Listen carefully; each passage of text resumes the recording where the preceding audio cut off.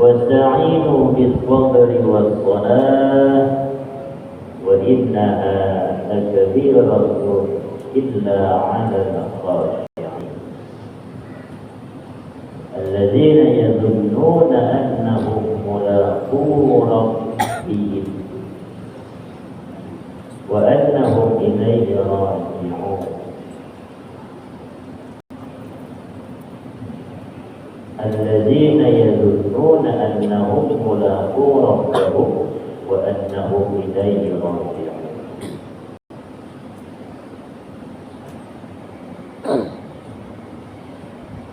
Menyambung kajian kita surah Al-Baqarah ayat 93, ayat 44. أتأمرون الناس بالبر وتنسون أنفسكم وأنتم تتلون الكتاب. Apakah kalian, kata Allah, ini Allah menyinggung orang-orang yang disebut Allah tidak berakal. Asalnya memang kepada Bani Israel, ulama-ulama Bani Israel, tapi secara umum ini bisa terkena siapapun yang berkelakuan sama seperti mereka para ulamanya Bani Israel. Atamuruna an-nas, apakah kalian memerintah orang berbuat baik bil birri wa tansawna anfusakum. Apakah kata Allah kalian memerintah orang berbuat baik bil iman di Muhammad, beriman dengan Nabi Muhammad. Ulama-ulama mereka menyuruh bahwasanya mereka para umat-umat waktu itu disuruh beriman dengan Nabi Muhammad. Wa tansawna anfusakum, namun kalian, kata Allah, melupakan diri kalian. Ulamanya tidak beriman, tapi umatnya disuruh beriman. Berimanlah dengan Nabi Muhammad. Suatu saat akan datang yang namanya Muhammad, tapi mereka tidak mau beriman. Wa antum tatluna al-kitab, sedangkan kalian, kata Allah, membaca Taurat. Maka apa kata Allah? Afala ta'qilun, apakah kalian tidak berakal? Secara umum, ini siapapun sama berkelakuan seperti itu, maka kena kitab Allah. Ada berakal. Bahasa kasar itu ada berakal. Artinya secara umum bagaimana? Ada ulama, ada si alim memerintah orang berbuat baik, kesana kesini ceramah, tapi dia tidak melakukan apa yang disuruh olehnya. Itu sama seperti ulamanya Bani Israel, sama mendapatkan kitab Allah orang yang tidak berakal. Lalu bagaimana yang ada sekarang? Kalau begitu kena seluruhnya. Maka ulama memperincikan orang yang apabila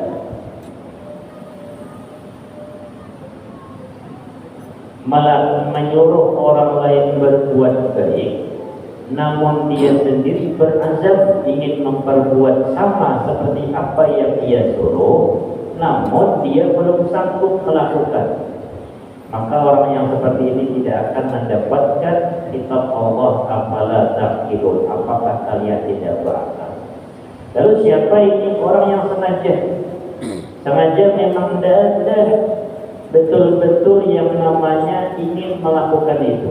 Contoh, ada si ulama, ada si alim mengajarkan fadilah sholat malam, tapi hatinya ingin sholat malam. Dia belum sanggup sholat malam, cuma mengajarkan fadilah sholat malam. Tahajud itu seperti ini fadilahnya, ini fadilahnya.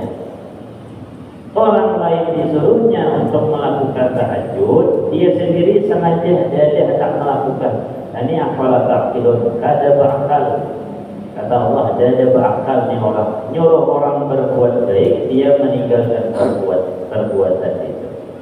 Beda apabila dia sendiri berazam, aku ini belum sanggup juga bangun malam, cuman aku hendak kayak apa caranya tetap harus bangun malam, cuman belum sanggup. Nah, ini tidak kena sifat Allah, karena dia berazam untuk melakukan apa yang ia sendiri suruh kepada orang lain.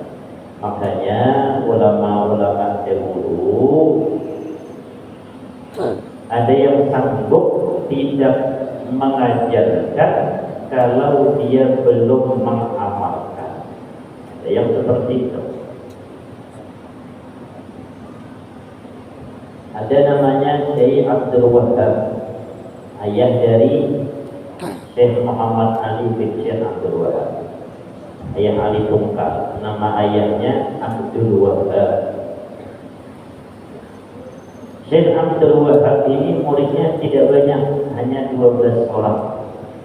Waktu itu ada pendiri PHI Kuala Tungkal namanya Kiai Haji Daud Arif, sampai dibuat nama jalan Kiai Haji Daud Arif di Kuala Tungkal itu ada. Itu meminta kepada beliau untuk mau mengajar di PHI. PHI itu pesantren Hidayah Islamiyah. Lupa kita pasar itu PHI. Apa jawab beliau? Jawab beliau ini susah dicari orang sekarang menjawab seperti itu. Kata beliau, tidaklah, aku belum bisa merasakan kalau ngajar itu lebih bodoh dibanding murid. Jadi kalau andai kata sudah merasakan waktu ngajar, merasa murid itu lebih baik, lebih hebat dibanding dia, baru dia mau ngajar. Dan orang seperti itu sekarang. Ini orang dulu tidak mau ngajar, hanya satu alasan beliau, aku belum bisa merasakan kalau mengajar itu lebih merasa murid lebih hebat dibanding awal. Kalau kita kan tidak, wah, aku ngajar kelas aliyah, ngajar kelas dosen, ngajar S2, ngajar S3, aku profesor. Itu cacat dalam ilmu tasawuf, cacat. Hatinya itu cacat. Merasa bangga dengan titelnya, merasa bangga dengan pangkatnya. Aku doktor, profesor. Mungkin di dunia dia membanggakan, tapi di sisi Allah cacat. Kenapa? Ketika itu dia merasakan dia lebih hebat dibanding S2. Ketika dia S2, MPDI, MHI dan semacamnya, dia akan merasa lebih hebat dibanding S1. Yang S1 merasa lebih hebat dibanding anak SMA. Begitu seterusnya. Dan itu sudah tidak mau mengajar karena belum bisa merasakan ketika mengajar harus merasa lebih bodoh dibanding murid. Maka murid beliau hanya 12, tidak banyak murid beliau. Ngajar rumahan cuma. Tapi yang 12 tadi jadi. Kalau kita banyak murid jadi apa? Allahu Akbar.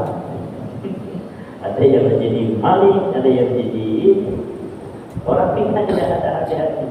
Orang dulu hati-hati menaruh ilmu. Ada yang sanggup muji murid. Ini betul dia mau belajar. Kenapa? Karena tidak mau meletakkan ilmu itu kepada salah orang. Ada yang seperti ini dulu. Nah, sekarang kan tahu ngajar aja. Pendidikan itu jarang ada sekarang. Yang ada sekarang ini pengajaran. Yang penting ku ajari selesai. Tak bagaimana kelakuan kau. Serahlah enggak. Datang guru balik ke rumah. Datang guru balik ke rumah. Orang dulu pokoknya ditegur dulu. Meletakkan kitab saja di bawah lutut, lututnya naik. Orang dulu kan ngajinya duduk di bawah, bukan pakai meja. Angkat kaki berarti kitabnya di bawah, kakinya lutut seperti ini, lututnya di sini. Kayak kita nih, angkat kaki seperti ini, meja seperti ini. Wah, air sudah ditegur oleh guru, turunkan kaki. Tidak boleh lutut lebih tinggi dibanding kitab. Adabnya seperti itu. menghargai ilmu tadi. Orang dulu tegur, sekarang dilihat ada kakinya naik, ada apalah dibiarkan. Bahkan ada yang sanggup, tapi kelas-kelas wali lah, sanggup ngetes murid. Ada namanya Syekh Abu Bakar bin Salim, meninggal berkubur di Cina, atau maut perkuburan Cina namanya. Ada di situ tokohnya Syekh Abu Bakar bin Salim. Beliau Sayyid, cucu Nabi Muhammad, berguru kepada orang biasa, masyayikh orang Arab biasa, bukan keturunan Nabi. Dites oleh gurunya. Oleh beliau datang ke rumah gurunya, tidak ngetok. Kalau kita kan ngetok pada kata ngetok guru itu, beliau dari ngetok, orang guru udah mau ngetok, menghadang gurunya keluar. Ternyata keluar hadamnya. Ada apa kesini ingin belajar sendirian, cuma belajar kepada guru. Kata beliau, kata hadamnya, tunggu sebentar. Masuk hadamnya, keluar lagi. Kata beliau, disuruh nunggu. Ya, beliau tunggu. Berapa beliau nunggu? Berapa lama? 40 hari, 40 malam. Beliau nunggu. Ini kalau orang sekarang bisa diibah ada gurunya tuh. Apa guru seperti itu? Mana ada guru seperti itu?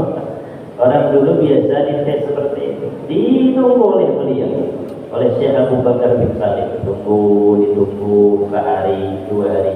Kadang-kadang jatuh dari atas air basuh tangan, tuh kena beliau. Kehujanan.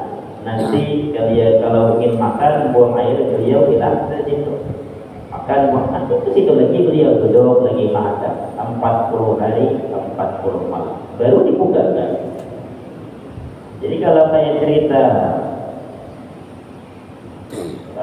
Sunan Kalijaga itu memang orang-orang dulu seperti itu modelnya. Dites langsung oleh Sunan Bonang benar dan mau betul-betul belajar. Tunggu, kata Sunan Bonang di sini, jaga tongkat nih, siap. Sunan Kalijaga duduk beliau, kepejam mata, langsung hilang, tidak terasa. Sebulan, 2 bulan, Sunan Bonang pun dilupakan oleh Allah. Karena Allah di belakang yang menjaga, dilupakan oleh Allah. Lupa Sunan Bonang ada murid yang menunggu. Dia pun dijaga oleh Allah. Dari ular dijaga, sekarang jangan diobati lah. Tangan pokoknya buaya ada. Tunggu aja gurunya. Nih, sisi paret nih. Tunggu sinilah. Di tongkat ditunggu. Nah, jangan dilihat dulu gurunya. Mungkin separuh jadi. Mahadang hantam buaya jadi. Ini gurunya wali juga. 40 hari 40 malam. Sampai 40 hari baru dibukakan oleh beliau. Kata gurunya, marhaban. Ini berarti betul-betul ingin jadi murid. Kata gurunya, terima murid kalau masih membawa mahkota. Apa yang dimaksud mahkota? Masih merasa sayyid, cucu Nabi Muhammad. Kata Syekh Abu Bakar bin Salim, mahkota sudah kuletakkan di luar. Aku masuk ke dalam rumah engkau, wahai guru, sama seperti budak. Terserah kau suruh aku apapun, aku nurut. Tidak lama belajar, hanya bulanan saja beliau menjadi orang alim besar. Kenapa? Memang seperti itu orang Badari. Jadi tapinya murid tadi jadi. Bagaimana murid jadi? Dia akan mengamalkan apa yang dia suruh. Orang kalau sudah seperti itu, sanggup mengamalkan, baru nyuruh orang. Maka kata-katanya mandi, bahasa Jawanya mandi. Bahasa Indonesia mandi, dia mandi. Apa mandi itu? Mujarab. Nah, mujarab kata-katanya mujarab. Maka kata Kiai A sebenarnya. Kata Kiai B sebenarnya. Kata Kiai Golkar kuning sebenarnya. Kata Kiai hijau P3 sebenarnya. Itu dulu. Kata Tuan Guru Zaini Abdul Ghani, pakai kopiah putih lah di sini. Sampai tukang pijat berkopiah putih. Ada dia sekedar manjurkan aja. Kalau pakai kopiah putih lah gitu. Sekalinya tukang pijat kopiah putih. Mandi katanya, kata-katanya itu punya. Ada namanya yang berhamil Rasulullah, wah itu wali besar. Beliau didatangi oleh orang tua bawa anaknya. Kiai, nasihatkan anakku. Kenapa kata Kiai, anakku ini kena gula? Kata-kata kena gula. Anakku ini kena gula oleh dokter, jangan lagi senang makan permen, karena permen itu manis. Kami nasihati yang namanya anak-anak masih dia cari permen. Tolong Kiai nasihatkan anak saya. Oh, kata beliau, iyalah. Nanti minggu depan datang ke sini lagi. Ada mau beliau nasihatnya langsung. Nanti minggu depan datang ke sini ya. Gitu. Sekalinya kenapa disuruh minggu depan suruh datang? Ternyata kata istrinya yang biasa ngopi beliau pakai gula, maka ngopi pahit.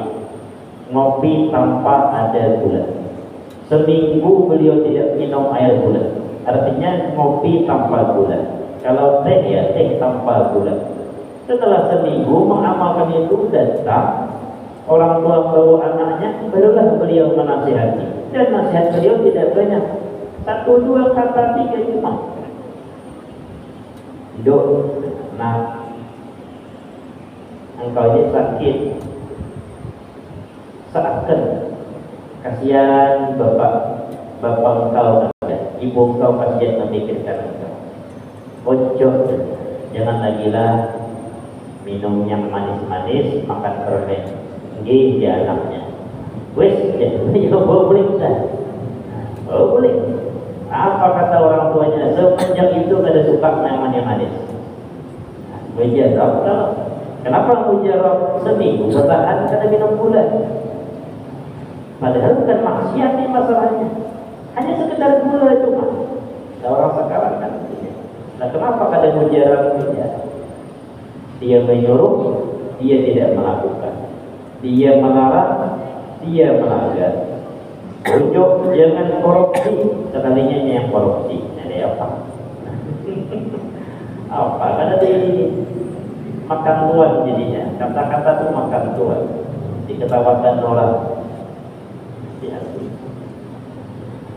Ini kata Allah, afala ta'qilun, apakah kalian ada berakal?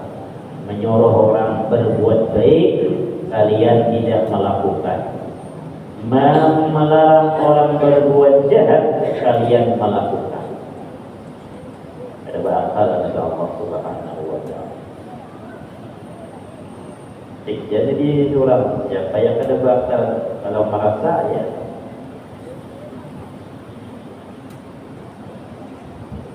Jadi ngalih sebenarnya di penceramah ngalih. Banyak yang kada bakal.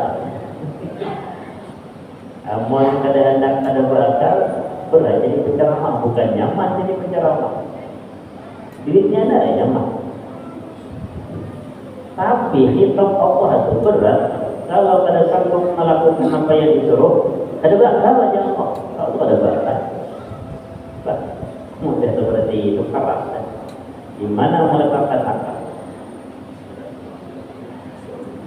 Afala ta'qilun wa antum tatluna kitab, kalian membaca kitab. Kalau umat Nabi Muhammad Al-Quran dibaca, tapi kalian tidak melakukan apa-apa yang diperintah.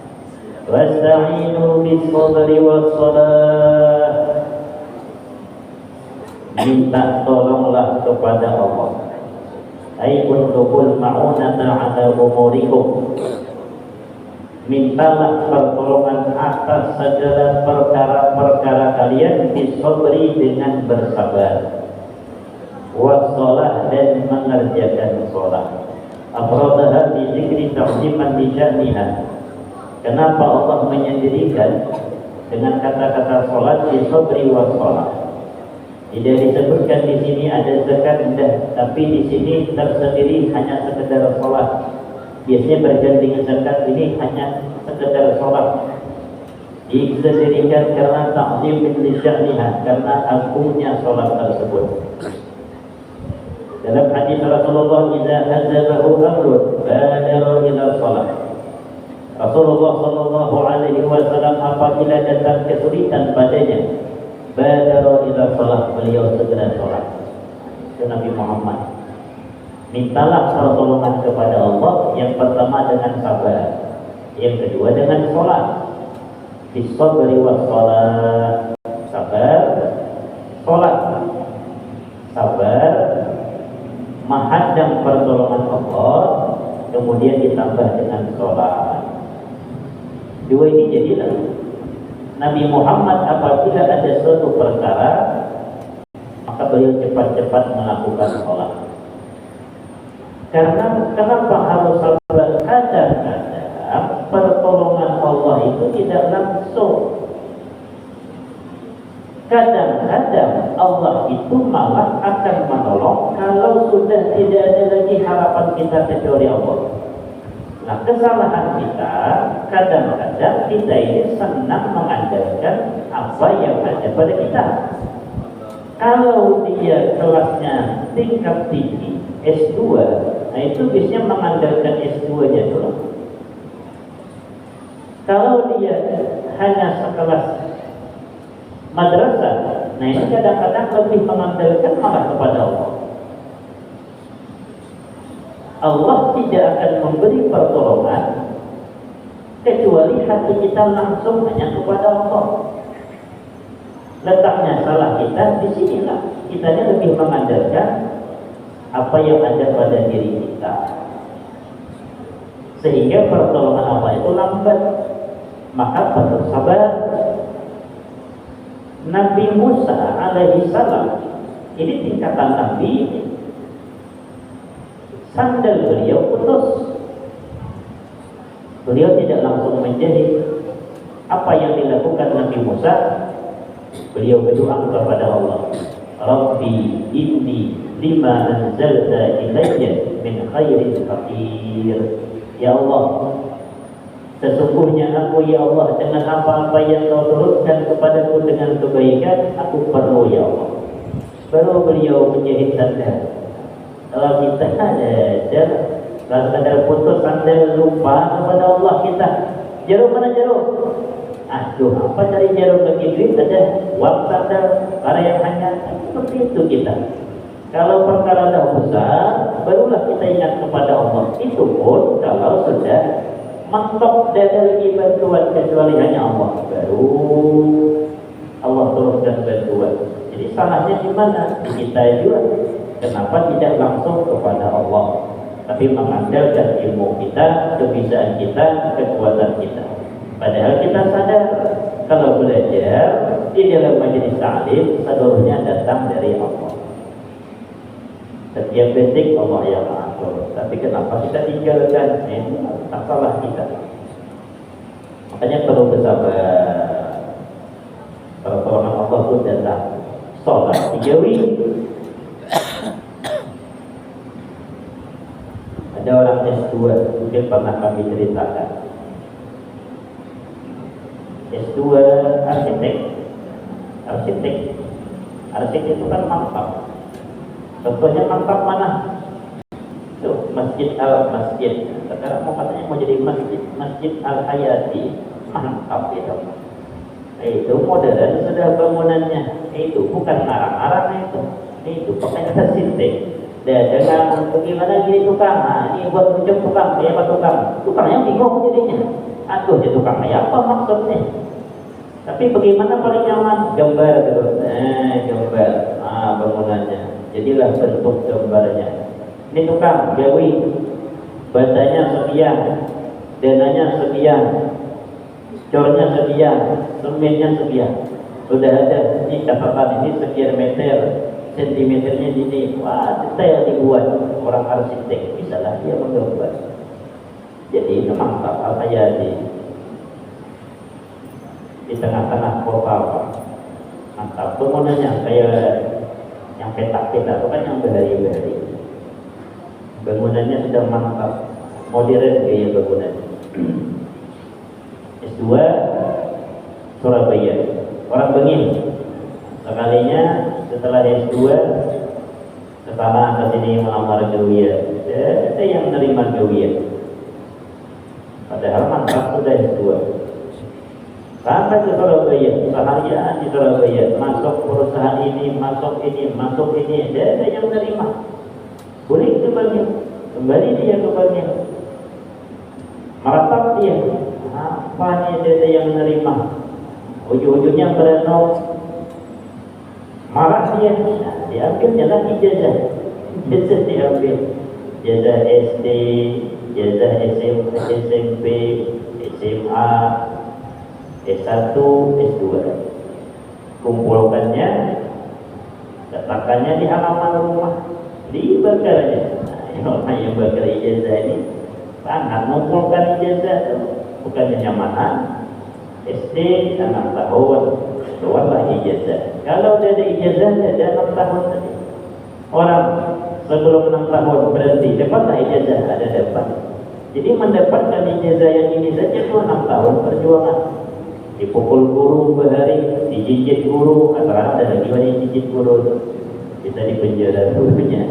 Orang dulu SMP 3 tahun, SMA 3 tahun, 3 ijazah, 3 lembaran cuma berapa tahun? 6-12 tahun. S1 4 tahun, S2 2 tahun. Ya kan? Mengetahui S2 sampai S2. Yang tahunya S1 itu 4 tahun lebih. Kurang lebih 4 tahun. 12, 13, 14, 15, 16 tahun. Sampai S2 2 tahun. 17, 18 tahun. Dapatlah ijazah-ijazah itu yang dibakar tadi. Tidak ada guna katanya, tidak ada manfaat. Bakarnya habis dibakar, kemana lagi harapan? Kembali kepada Allah Subhanahu wa Ta'ala.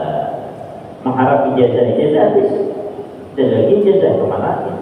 Anak melamar, mana melamar ijazah ada lagi. Kembali kepada Allah. Beberapa hari setelah itu datang kawan lamanya, sekalinya membohong. Kata kawan lama, tidak peduli lawan aku. Dia apa? Aman lah kata kawannya. Pokoknya kau turut ini, kau turut. Iya lah katanya. Akhirnya karena kawan lama minta bantu ini, uruskan, gambarkan. Kawan lama yang borongan sana, borongan sini. Kemudian dapat borongan ini, minta gambarkan, suruh kawan tadi gambar. Ini model-modelnya, suruh pada tuannya, yang mana yang dikehendaki. Oh ini gambar ini lebih bagus, diambil, borongkan. Sampai sekarang suci dia. Terakhir tahun 2012 kita di sana, dia punya mobil Alfa itu berapa? 1.300.000-an. Kalau sekarang waktu itu 1M katanya, 1M. Punya dia, padahal ijazah tidak punya. Orang yang punya ijazah waktu itu dapat beli Alfa. Dia tidak punya ijazah tapi sanggup beli mobil Alfa. Hanya orang yang pergi di toko-toko, ada orang punya ijazah, tamat SD. Tamat SD bukan toko sukses. Kenapa? Allah ingin mensukseskan dia. Pedagang-pedagang itu banyak. Pedagang-pedagang tua-tua lah, jangan sekarang yang tua-tua. Pakcik-pakcik itu. Kuliah ada dulu pakcik, ada kuliahnya pakcik. Punya ruko pakcik, banyak ruko pakcik. Banyak ruko. Kalau yang kuliah S1, S2, sibuk nyari gawian. Mana itu? Jadi minta tolong kepada Allah bisabri was salat, dengan sabar dan mengerjakan salat. Wa inna sesungguhnya yang mengerjakan sesungguhnya salat tersebut la kabiratun, sungguh berat, illa 'alal khashi'in, kecuali bagi orang-orang yang khusyuk. Berat salat itu. Bagi siapa yang mudah? Orang-orang yang khusyuk. Kalau sudah orang itu khusyuk, bukan berat, senang malah. Orang hobi itu bagaimana? Hobi. Orang kalau tidak hobi berat. Saya aja disuruh mengunjun berat. Kenapa? Memang tidak ada hobi. Yang kata kawan kita unjun bila malam, berarti malam. Pada nyamuk dan mengenjut. Tapi bagi orang hobi itu ringan, senang malam. Kadang jam 3 subuh baru datang ke rumah. Kadang dapat paling dapat 2-3 undang. Tapi jamnya mulai habis isya sampai jam 3 subuh. Besok selesai muncul lagi dia. Padahal banyak tekornya malah dibanding untungnya. Tapi ringan baginya. Kenapa? Dia sudah bisa merasakan lezatnya mengunjut tadi. Orang hobi nyambung ayam. Ayam berapa sekilo ayam kampung? 50.000. Makanya pasar mahal. Yang di kandang-kandang itu 50. 3 kilo kan 150. Tadi bagi para penyambung, ada yang sanggup beli ayam 2 juta rupiah. Ada yang sanggup beli ayam 5 juta rupiah. Untuk apa? Nyambung. Hobi melihat sabungnya tadi. Seakan-akan duit yang banyak, seakan-akan tidak berat dikeluarkan. Sama orang sembahyang itu berat bagi siapa? Bagi orang yang tidak khusyuk. Kita orang yang khusyuk ringan malah senang dengan sholatnya. Makanya jangan heran kayak ulama besar Syekh Khatib Al-Minangkabau, dia malam 3 rakaat santai dia. Bukan dipaksa itu, memang senang kayak orang senang. Orang senang kayak apa? Orang muncul sampai yang 3 subuh sanggup, maka sampai orang sampai yang di rumah sampai sanggup kopi sini bisa goreng. Nah, habis 2 rakaat minum sedikit ya, pulang nyaman. Yang muncul itu kan karena nyambung atau agas lah, sanggup aja sampai jam 3 subuh. Sama lah orang sembahyang nikmatnya seperti itu. Dan nikmat. Jadi jangan kita kayak apa namanya 300 rakaat, jangan dibayangkan kita ini terpaksa. Orang itu pada terpaksa, memang senang. Yang terpaksa itu ialah kabiratul tadi, karena kita tidak khusyuk, makanya kita terpaksa. Bahkan ada yang sembahyang itu cepat. Wali Allah sembahyang cepat. Kenapa cepat? Aku katanya kalau sembahyang itu seakan-akan seperti ingin inzal. Merasakan nikmat tadi, kayak ingin inzal. Dia cepat sembahyang, cepat tapi tidak meninggalkan rukun. Kita ini kadang-kadang cepat, tumakninah tidak ada. Nah, ini lebih parah lagi. Tumakninah itu wajib. Nah, yang tidak sami Allahu liman hamidah sekurang-kurangnya sebatas mengucap subhanallah, sami Allahu liman hamidah. Allahu akbar. Allahu akbar. Allahu akbar. Itu sudah tumakninah. Jadi kadang-kadang kita sami Allahu liman hamidah, Allahu akbar. Mana tumakninahnya? Ditanya si wali tadi, kenapa cepat betul sembahyang? Aku kalau sembahyang itu seakan-akan seperti ingin inzal, merasakan satu tubuh ini nikmat rasanya. Makanya cepat sembahyang. Namun kita cepat bukan ingin inzal. Memang formulir, anda akan selesai. Nah ini, jadi berat bagi kita. Kenapa? Jadi kalau orang nanya kenapa aku ini berat, satu cuma salahnya tidak khusyuk. Kalau orang khusyuk tidak ada berat baginya, nikmat malah. Bahkan mungkin jadi hobi sehingga yang berat menjadi ringan. Bahkan senang dilakukan. Bahkan tidak cukup waktu ingin selalu melakukan. Kenapa? Karena sudah jadi kesenangan. Mudah-mudahan kajian kita bermanfaat. Mudah-mudahan diridhai oleh Allah Subhanahu wa taala. Al-Fatihah. A'udzu billahi minasyaitonir rajim. Bismillahirrahmanirrahim. Alhamdulillahi rabbil alamin arrahmanir rahim maliki yaumiddin. Iyyaka na'budu wa iyyaka nasta'in ihdinas siratal mustaqim. Shiratal ladzina an'amta 'alaihim ghairil maghdubi 'alaihim waladdallin. Amin. Amin amin ya Allah. Bismillahirrahmanirrahim. Alhamdulillahi rabbil alamin wassalatu wassalamu ala asyrafil anbiya'i wal mursalin wa ala alihi wa sahbihi ajma'in. Allahumma inna nas'aluka salamatan fid din wa 'afiyatan fil jasad wa ziyadatan fil 'ilmi wa barakatan fil rizqi wa tawbatan qabla al-maut wa rahmatan 'inda al-maut wa maghfiratan ba'da al-maut. Allahumma hawwin 'alaina fi sakaratil maut wa najatan minan nar wal 'afwa 'inda al-hisab. Wa sallallahu 'ala sayyidina Muhammad wa 'ala alihi wa sahbihi wa sallam. Walhamdulillahi rabbil alamin. Taqabbalallahu minkum.